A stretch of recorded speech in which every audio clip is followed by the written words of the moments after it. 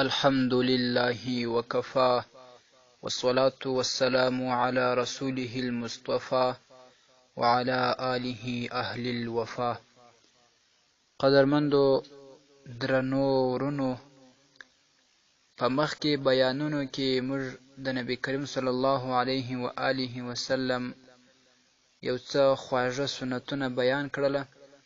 نن به دا یو سنت بیان کو چې هغه د سلام سنت دی، چې سلام پر مسلمانانو باندې اچول دا سنت عمل دی، او دا نن سبا د ډیرو مسلمانانو څخه شاته پاتې شوی دی.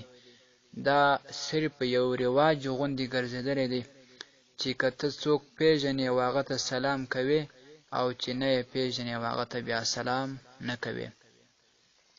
بلکې نبی کریم صلی الله علیه و آله وسلم فرمایلی دی چې که یې تاسې پیژنئ که یې نه پیژنئ، و ټولو مسلمانانو ته به دغه د سلام دعا وایاست. دا داسې دعا ده چې و مسلمان ته وسي، پر هغه باندې بیا جواب واجب ګرځي. که هغه د سلام جواب ورنکړي په ګناهکاره دی. نبی کریم صلی الله علیه و آله وسلم فرمای د سنن ابن ماجه شریف حدیث دی په جلد 4 صفحه 398 کې: افشو السلام، تاسې سلامونه یو بل و مسلمان ورونو ته سره اچوئ. و اطعموا الطعام، او ډوډۍ سره کوئ، یو بل مسلمان ورور سره میلمه کوئ.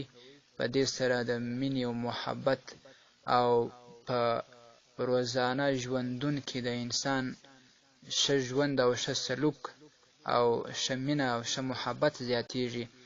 دغه وروسته فرمایي: وکونو اخوانا، او تاسې ټول ورونه جوړ سئ، یو پر بل باندې سلام کوئ. نو که یې ته پیژنې او که یې نه پیژنې، سلام ور باندې کوه. دا سنت عمل دی. او د نبی کریم صلی الله علیه و آله وسلم په شمایلو کې راځي، ترمذی شریف په صفحه 12 کې، نو چې نبی کریم صلی الله علیه و آله وسلم به په سلام اچولو کې لومړیتوب کاوه. کوشش به یې کوئ چې اول دی سلام ورته وکړي. نو بیا د ده د سلام سنت سو چې ته دا سلام کوې چې السلام علیکم، دا سنت عمل دی. او هغه بل باندې بیا جواب واجب سو، هغه به جواب درکوي.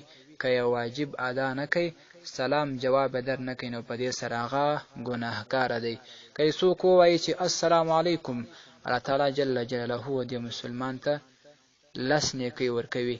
او که یې ورحمت الله ورسره ووایي، نورې 10 نیکۍ ورکوي. او که یې وبرکاته ورسره ووایي، نورې 10 نیکۍ ورکوي. نو چې السلام علیکم ورحمت الله وبرکاته، الله تعالی و دې مسلمان ته 10 نیکۍ ورکوي، 10 نیکۍ. نو دغه یو سنت الله تعالی جل جلاله څومره ډېر ثوابونه کېږي دي.